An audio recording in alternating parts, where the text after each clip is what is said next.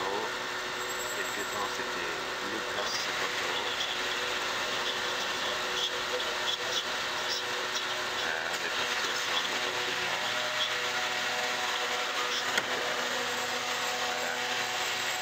Voilà, 63 € le plein.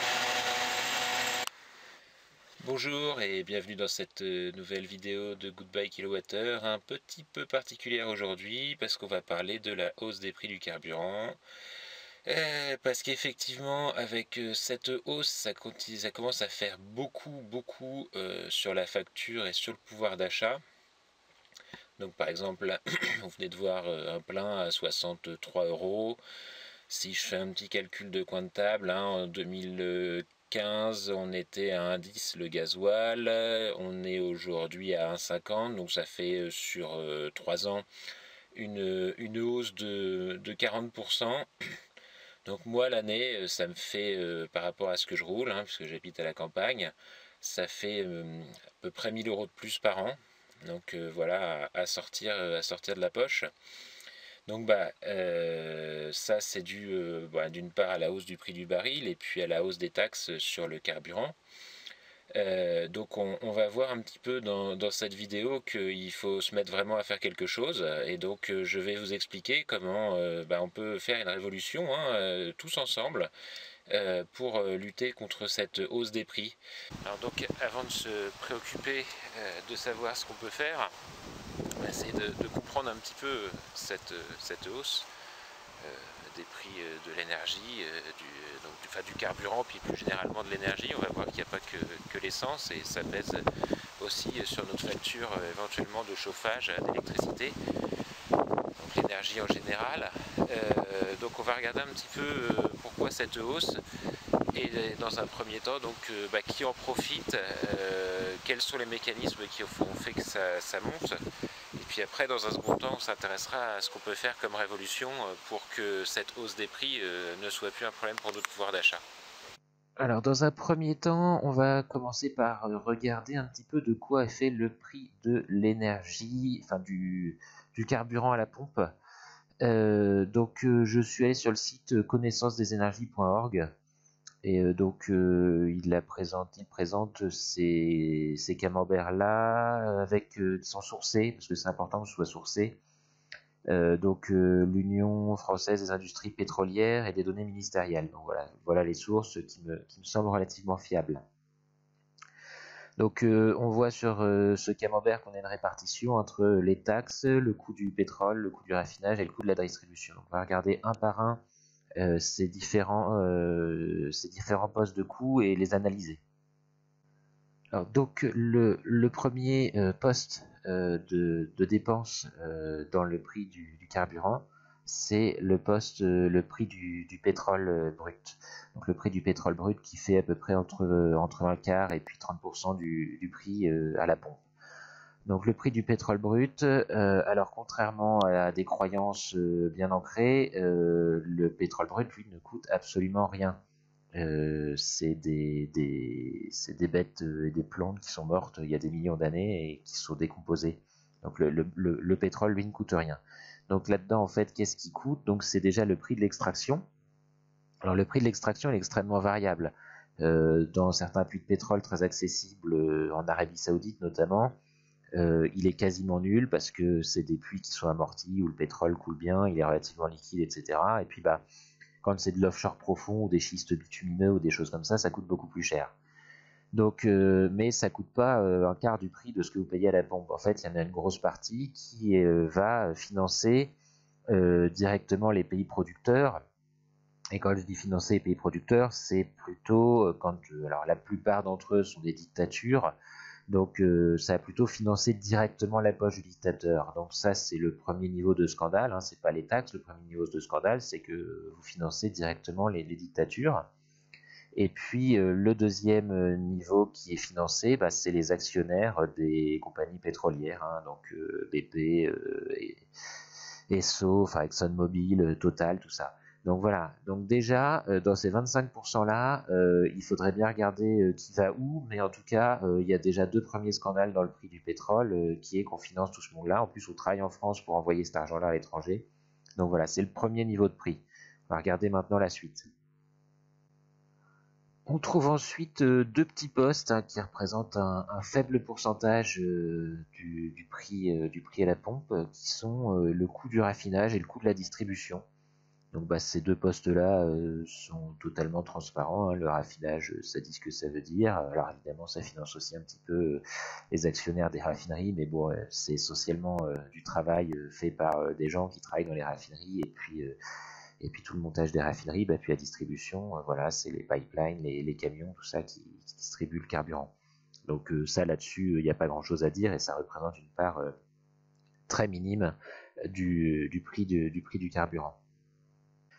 Donc viennent ensuite les fameuses taxes qui nous font tant râler quand le prix de l'énergie monte. D'ailleurs c'est marrant, on râle beaucoup sur les taxes à chaque fois que ça monte, mais on râle pas quand c'est le prince ou le dictateur pétrolier qui s'enrichit. C'est toujours assez bizarre.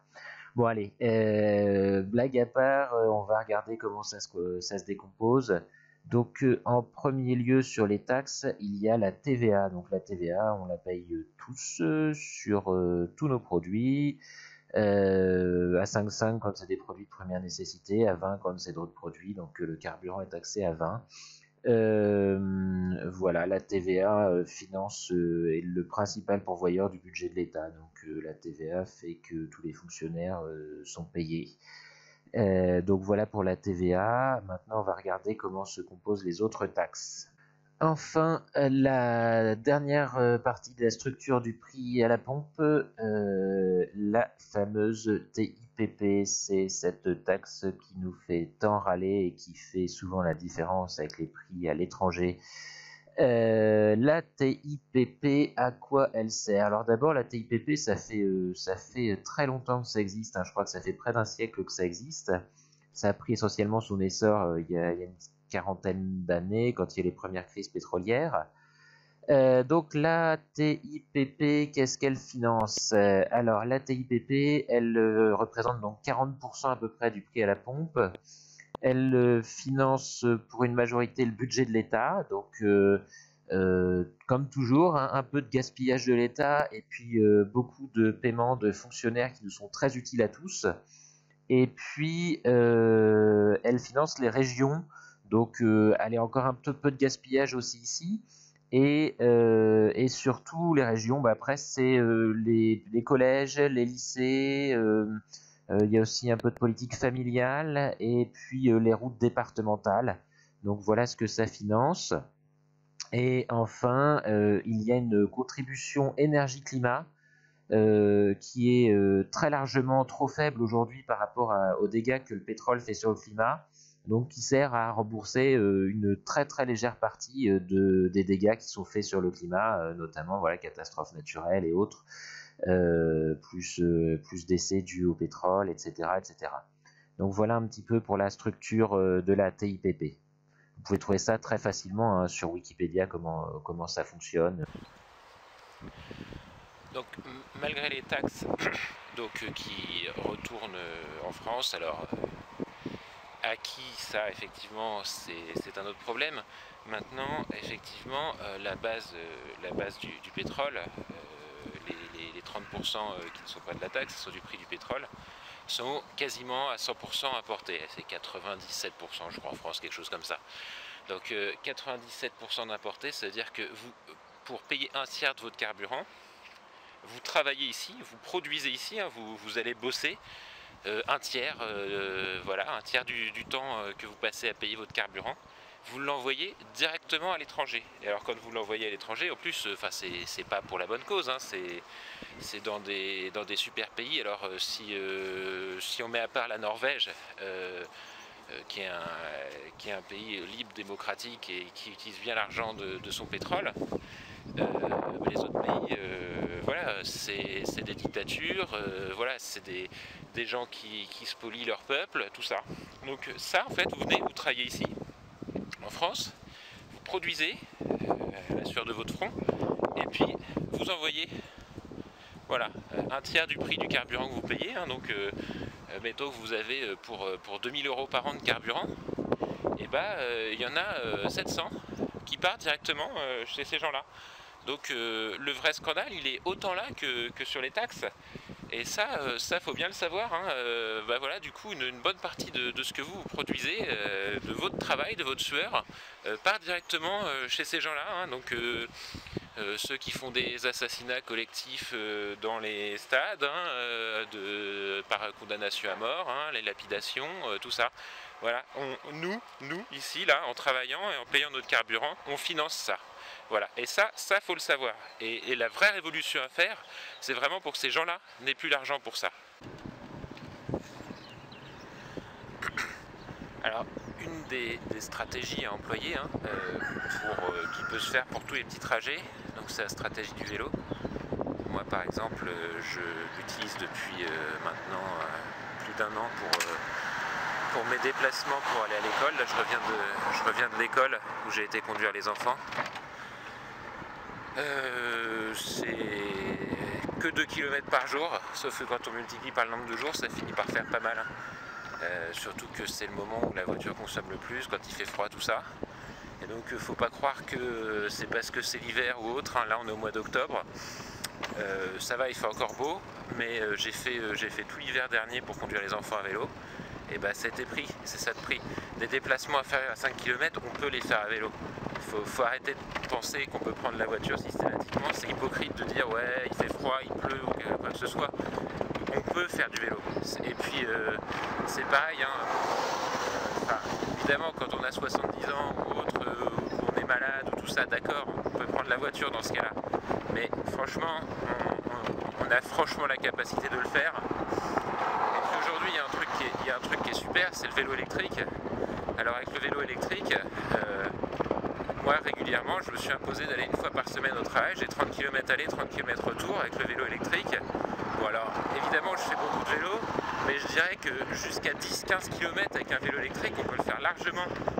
Et si du coup on se retrouve à faire ne serait-ce que 100 km par mois avec un vélo, c'est déjà ça de gagner, c'est déjà ça de moins en carburant. N'oublie pas, c'est ça de moins qui part de votre argent, de votre travail, qui part à l'étranger.